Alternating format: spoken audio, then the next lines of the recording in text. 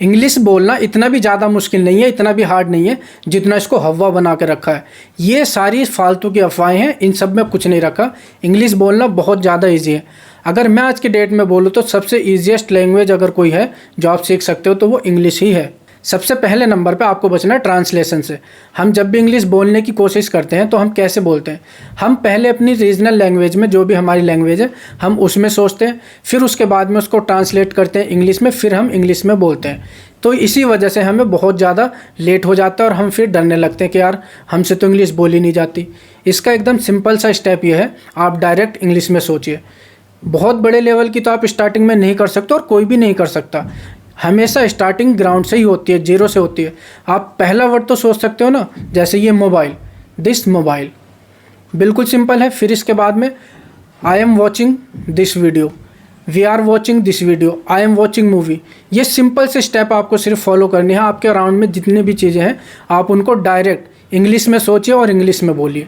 बिल्कुल सिंपल है। आप जितना जल्दी ट्रांसलेशन से बच सकते हो उतना जल्दी आप इंग्लिश सीख सकते हो। दूसरा पॉइंट जो आपको देखना है, रेगुलर स्पीकिंग करनी है।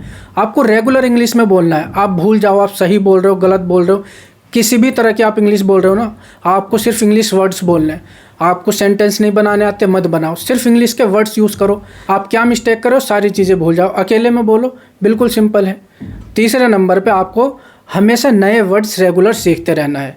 जब आप नए नए वर्ड सीखते रहोगे तो आपकी वोकेबुलरी बहुत ज़्यादा स्ट्रॉन्ग हो जाएगी।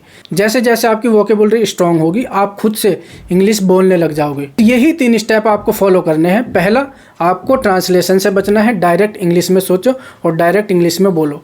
दूसरा, रेगुलर स्पीकिंग की प्रैक्टिस करनी है। आपको रेगुलर इंग्लिश में बोलना है। अपनी गलतियों को भूल जाओ। आप गलतियां करोगे, हर कोई गलती करता है। आप गलती कर रहे हो इसका मतलब आप सीख रहे हो, लेकिन अगर आप गलती के डर से सीख ही नहीं रहे हो तो आप तो सीख ही नहीं पाओगे ना। तो दूसरा पॉइंट, रेगुलर बोलो। तीसरा पॉइंट, नए वर्ड सीखते रहो। जितनी स्पीड से आप नए वर्ड सीखते जाओगे वो आपकी वोकेबुलरी स्ट्रॉन्ग होती जाएगी और आप बहुत जल्दी प्रोफेशनल इंग्लिश बोल सकते हो। इसके अलावा अगर आपको किसी भी चीज़ में कन्फ्यूजन है आप सीधा कमेंट करो, उसी टॉपिक पे आपको वीडियो मिल जाएगी। वीडियो पसंद आए तो लाइक कर देना और शेयर करो उनके साथ जो इंग्लिश बोलने में शर्माते हैं या प्रैक्टिस नहीं कर पाते। और यूट्यूब पे देख रहे हो सब्सक्राइब करो, इंस्टा फेसबुक पे फॉलो करो। मिलते हैं नेक्स्ट वीडियो में।